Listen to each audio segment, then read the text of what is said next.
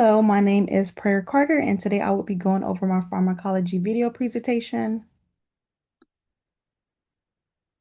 Okay, so first I will start with anxiety disorders. So some of the anxiety disorders is generalized anxiety disorder. We have panic disorder, we have specific phobia, and separation anxiety disorder. So when it comes to anxiety disorder, some of the primary first line medication is going to be the SSRIs, which consist of sertraline. We also have the SNRIs, which consist of the venlafaxine. Some of the second line medication consists of buspirone.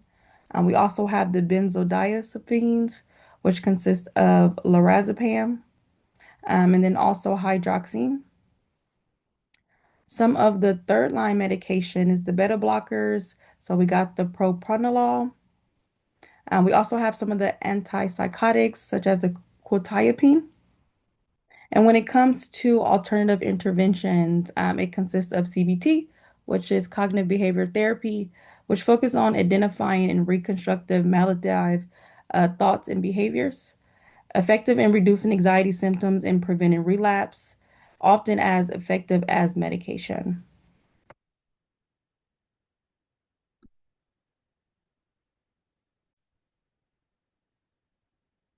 And so then we will move on to talk a little bit more about bipolar and related disorders. So this falls with bipolar 1 and also bipolar 2 and a few more that I have listed up here. Okay, so some of the primary medication for bipolar disorder is going to be mood stabilizers such as lithium. They also have anticonvulsants, which is the valproates. They also have atypical antipsychotics such as Q quetiapine. And then some of the secondary medications is going to be also antipsychotics as well, which falls under ziprasidone. And then also a secondary medication could be a combination therapy plus a mood stabilizer and a antipsychotic. So some of the third medication for bipolar is going to be the benzodiazepines, which is again the lorazepam. And then we also have antidepressants, so the SSRIs. And then when it comes to an alternative intervention for bipolar related disorder, we have psychoeducation and psychotherapy, particularly CBT, which is cognitive behavior therapy. And then we also have interpersonal and social rhythm therapy for bipolar and related disorders.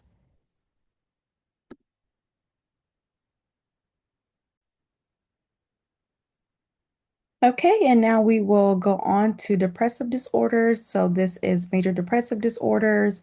We also have substance slash medication induced depressive disorders. We also have depressive disorders due to another medical condition, and then a few other ones that I also have listed up here. So when it comes to depressive disorder, some of the first line medication is going to be sertraline. We also have venlafaxine. And then for some of the secondary medications, we also have atypical antidepressants. So this is going to be Wellbutrin. We also have some of the tricyclic antidepressants. So this is going to be amitriptyline.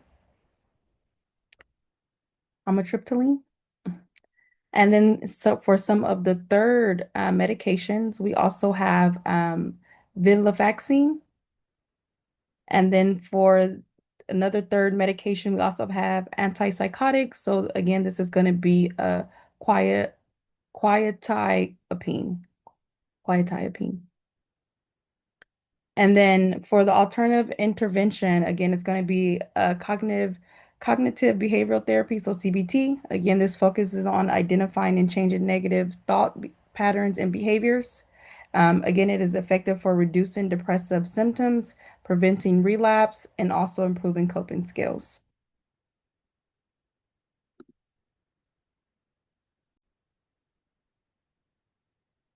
Okay, and so now we will move on to personality disorders.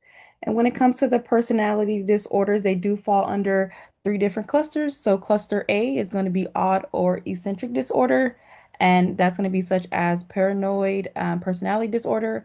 We also have cluster B, which is dramatic emotional or erratic disorders. And so that's going to be either antisocial personality disorder or borderline personality disorder.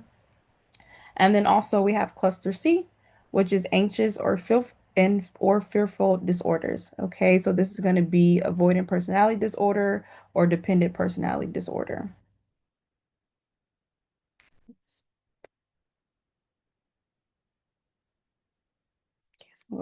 And then when it comes to some of the medications for personality disorders, so the primary first line is going to be mood stabilizers. So that's going to be such as lithium. We also have SSRIs, which is going to be sertraline, and they also have fluoxetine. Some of the second line medication is going to be atypical antipsychotics. So this is going to be quetiapine.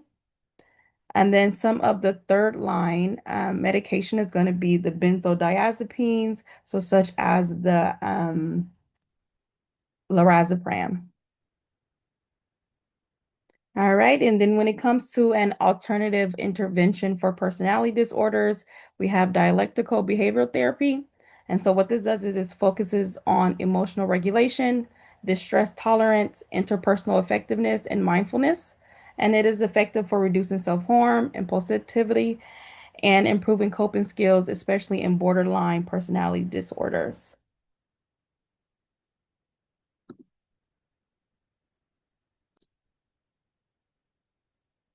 Okay, and now we will discuss schizophrenia spectrum disorder. So a couple of these disorders are going to be delusional disorders. We have brief psychotic disorders, also schizoaffective, substance abuse slash medication-induced psychotic disorders, and also psychotic disorder due to another medical condition, and also a couple other ones that I have listed at the top.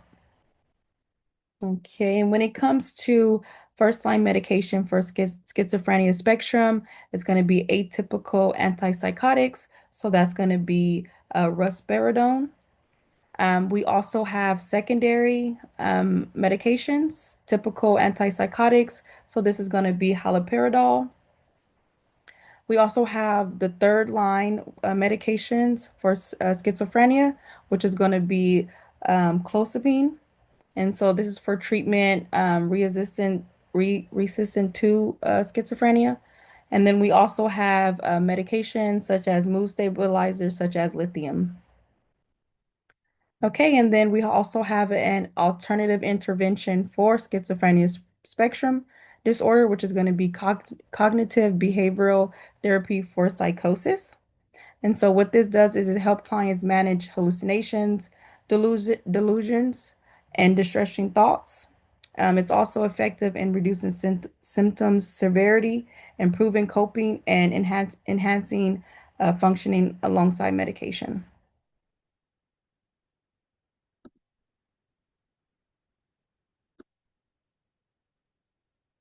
Okay, and then for our last disorder, we will discuss trauma and adjustment disorders.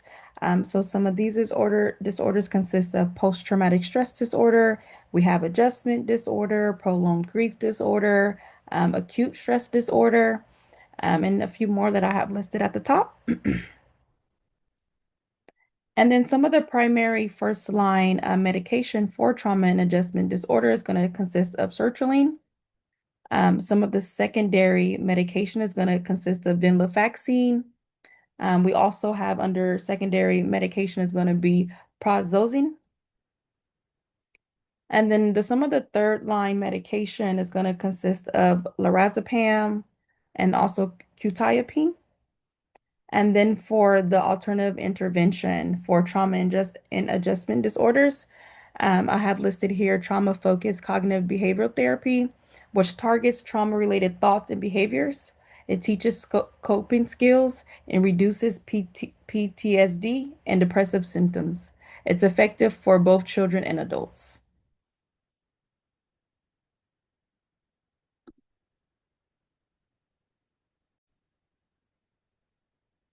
Okay, so now that we have discussed our disorders and the medication that goes with these disorders, I will go a little bit over our social work ethical responsibilities.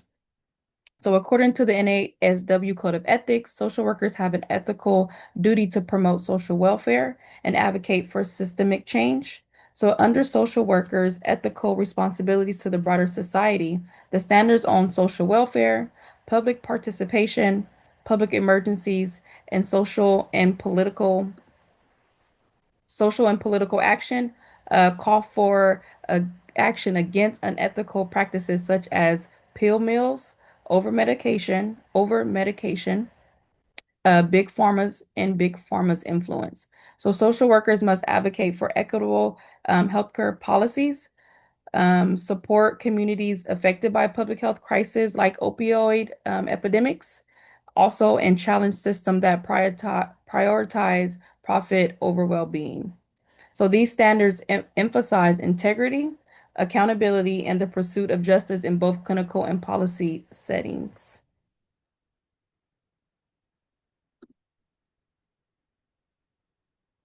Okay, and then I will go over the limitations of medication for major depressive disorder.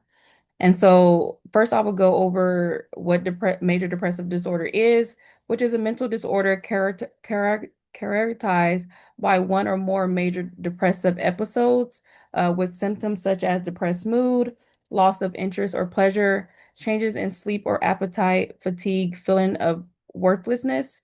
They may have difficulties concentrating and suicidal thoughts. These symptoms must last at least 2 weeks, cause significant impairment, and cannot be explained by substances or another medical condition.